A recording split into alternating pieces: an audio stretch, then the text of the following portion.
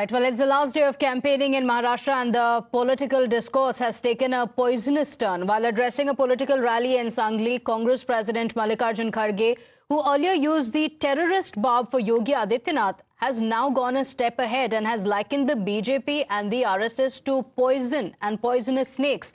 The Congress chief has said that both the BJP and the RSS are politically dangerous like venomous snakes, and venomous snakes must be killed. सबसे खतरनाक अगर कोई चीज इस देश में पॉलिटिकली है तो बीजेपी और आरएसएस। ये तो जहर के जैसा है। जहर मालूम है ना आपको? ये जहर सांप अगर एक बार काटा तो खत्म आदमी होता है, जहरीला सांप। तो इसलिए ये जहरीले सांप को आप मार देना चाहिए। The BJP has been quick to latch on to the Congress president's poison remark. The BJP leaders are accusing the Congress party of inciting ahead of the elections. The BJP leaders urging the Election Commission to take note of the controversial comments that have been made by Mallikarjun Kharge just 48 hours ahead of the elections in Maharashtra. The Union Minister Shivraj Singh Chauhan is accusing the Congress of being full of hate. Listen in to the reactions. छोटे मियाँ तो छोटे मियाँ, बड़े मियाँ भी सुभान अल्लाह। मल्लिकार्जुन खड़गे जी भी बोल रहे हैं मैं क्यों पीछे रहूं, मैं भी सांप बोल देता हूं। अरे बीजेपी सांप नहीं है, साफ है, साफ। आपने हमें सांप कहा, कुचलने की बात कही। अगर हमने कह दिया होता तो अभी तक आप यूनाइटेड नेशन और सोरोस अंकल और चाइना सब जगह जाके कंप्लेन कर दिए होते कि डेमोक्रेसी खतरे में है, डेमोक्रेसी खतरे में है। और आप हमें सांप कहेंगे, हमें कुचल देने की बात कहेंगे, मार देने की बात कहेंगे, और हम कुछ न कहें। हम इतना ही कहेंगे कि ये आपातकाल की मानसिकता है।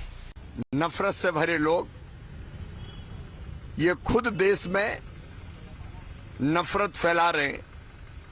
पहले इन्होंने धर्म के आधार पर देश का विभाजन किया, अब जातियों में बांट बांट के फिर देश के टुकड़े टुकड़े करना चाहते हैं। लेकिन भारत की जनता इस नफरत का जवाब देगी और ये पराजय की मानसिकता है। हरियाणा में कांग्रेस की हवा निकल गई, सोचते होंगे कि हरियाणा में जीतेंगे। अब उनको लग रहा है कि महाराष्ट्र और झारखंड भी नहीं जीत रहे, तो ये बौखलाई हुई भाषा बोल रहे हैं, खिसियानी बिल्ली खंबा नोचे। आज की तारीख में इस उम्र में काफी उम्र हो गई, बहुत हमारे सीनियर है, उनका मैं सम्मान करता हूं, लेकिन मानसिक रूप से इस तरह के बयान कोई स्वस्थ व्यक्ति तो मानसिक रूप से नहीं देगा। मोहब्बत की दुकान या ये नफरत की जुबान और नफरत फैलाने वाले भाईजान मल्लिकार्जुन खड़गे जी, जिन्होंने योगी आदित्यनाथ जी को आतंकी कहा, आज वो कहते हैं कि बीजेपी आरएसएस एक पॉइजनस स्नेक की तरह है और इस पॉइजनस स्नेक को मार देना चाहिए। यही इनकी मानसिकता है। जनता ने जिन्हें चुना है तीसरी बार, उन्हें पॉइजनस स्नेक कहना और मारने की बात करना मतलब हिंसा भड़काना चुनाव में, ये वही लोग हैं जो जनता को भी नहीं बख्शते, जनता को भी राक्षस कहते हैं और अब जनता के चुने हुए प्रतिनिधि को पॉइजनस स्नेक बताकर हिंसा का उपयोग चुनाव में करना चाहते हैं। इसका मतलब कि मल्लिकार्जुन खड़गे और कांग्रेस पार्टी चुनाव को चुनाव की तरह नहीं, जिहाद की तरह देखती है। देखिए, मल्लिकार्जुन खड़गे जी का बयान, कांग्रेस प्रेसिडेंट का बयान लोगों को महाराष्ट्र में भाजपा और भाजपा के सपोर्टर्स के खिलाफ इंसाइट करने का है। ये ओपन कॉल टू वायलेंस है। महाराष्ट्र के अंदर खड़गे जी का बयान इंसाइटफुल है।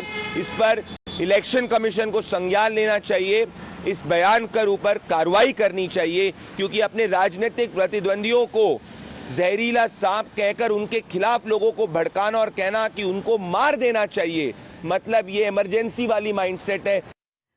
While the BJP accuses the Congress president of inciting, the Congress and the India leaders are also hitting back. Opposition leaders say that the BJP has made even worse, more hateful comments in the past. The Samajwadi Party's Manoj Yadav said that it's not just any snake. The BJP should be compared with the poisonous black mamba. Parallelly, the NC's Bashir Ahmed is also backing Mallikarjun Kharge's poisonous snake comment, saying that he is absolutely right in making the comparison. Black mamba एक प्रजाति का सांप पाया जाता है जो जहरीले सांपों में भी सबसे ज्यादा जहरीला होता है। तुलना उनको इससे करनी चाहिए थी, तब शायद मेरे ख्याल से इस देश और दुनिया को बेहतर समझ में आता कि आरएसएस और बीजेपी कितने जहरीले हैं, नफरत की खेती करते हैं, जहर बोते हैं और आपस में भाई को भाई से लड़ाते हैं। सिर्फ किस लिए? सत्ता की प्राप्ति के लिए, कुछ चंद लोगों के हाथ में ताकत रह जाए इसके लिए। और जहरीलापन तो तब से भी है जब देश भारत माता बेड़ियों में जकड़ी थी, लेकिन उनके यही बच्चे भारत माता के अंग्रेजों के साथ चाय कॉफी पी रहे थे। खाड़गे जी ने जो बयान दिया है हकीकत में ये सही बयान है। वो धर्म के नाम के ऊपर बहुत सी चीजें कर रहे हैं जिसका सोसाइटी के अंदर अच्छा असर नहीं पड़ता है, और ये वही कर सकता है जिसको देश को तोड़ना है। तो मैं समझता हूं कि खाड़गे का बयान जो है बड़ा बरवकत है और ठीक है। वाकई ही इस तरह के चीफ मिनिस्टर को इतनी भद्दी लैंग्वेज नहीं इस्तेमाल करनी चाहिए। The word venom we use a lot. Venom is, I think, nothing wrong in that. We say, if people say things that poison brotherhood, poison amity, that word is often used. But if the Congress president has said that you should kill somebody like that, I think that may be an overstatement. I don't know what he's really said. I'll wait for his statement to come. Much worse statements are made by BJP leaders, right? And I think they should also restrain from that. I mean, attacking people of different religion, calling everybody an anti-national, going out and saying, remember what people in Delhi, including some of the people who had gone from the Congress, said about Rahul Gandhi in Delhi, almost calling and saying that, you know, what has happened to your grandmother is what's going to happen to you. Let's go across to my colleague Abhishek joining us on the broadcast. And Abhishek has been tracking the Maharashtra elections closely and the political pitch that has been ongoing in the build-up to the assembly elections. A lot has been said in the elections, Abhishek. But Mallikarjun Kharge, did he cross the line is the question. The BJP is saying that this is a call to incite violence that has been given by the Congress president. Yes, definitely, you know, it's a lowering political discourse that is going on, and few hours, maybe one and a half hours are left for the campaigning to end. And these kinds of statements, remember we earlier broke the statement by Nana Patole, the state Congress chief, was equated the party to dogs, and it said time has come to change these dogs. And now the president himself, the national president, making such kind of a statement that BJP and RSS are venomous snake and they should be killed. And definitely we have a counter from the BJP that this is a hate speech and they are inciting violence, and they are demanding that election commission should take cognizance and immediate step against it, and action should be initiated against the National Congress chief. So definitely, you know, but we will have to understand the political discourse which is going down and down when it comes to Maharashtra elections. None of the parties are speaking about what they want to give to the people of Maharashtra, and definitely if we consider Mahayuti, what they have done for the people of Maharashtra, definitely there are manifestos and guarantees out, but what is the poll agenda? Narratives are being set against each other, and now this kind of a statement, you know, one after the other, one favoring and one giving a counter reaction to that, and election commission should take cognizance of these kind of statement being made. Definitely it is not suitable for a national president of a Congress party to make such kind of a statement, but at the same time we have a counter from the BJP also, so both accusing each other. But definitely it is for the voters of Maharashtra to decide, you know, on what political agenda they will be voting in the next 2 days when the elections are due. And definitely this political discourse is going down, and it has reached its peak, I would say, by this statement being made by Mallikarjun Kharge, who is the National Congress president. Abhishek, thank you for joining us with those details. The campaign in Maharashtra has been bitter and intensely polarized, like you mentioned, both sides using vitriol in their speeches. During the course of the campaign, the Congress chief was heard attacking Yogi Adityanath for his saffron robe and also accusing him of speaking like a terrorist. The Maharashtra Congress chief was also slammed by the BJP for saying that the BJP uses terms like dogs must now be tamed like dogs. Listen in to the comments and the hate that has been spewed in the elections. आप BJP को vote करोगे जो तुमको कुत्ता बोलते हैं? आप BJP को कुत्ता बनाने का समय आ गया है।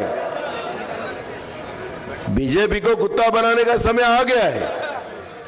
ये इतनी मस्ती में आ गए कि ये किसी को, अब ये तो भगवान हो गए ना। आप फिर वही बात करते हैं। वो हमारे एक साधु महाराज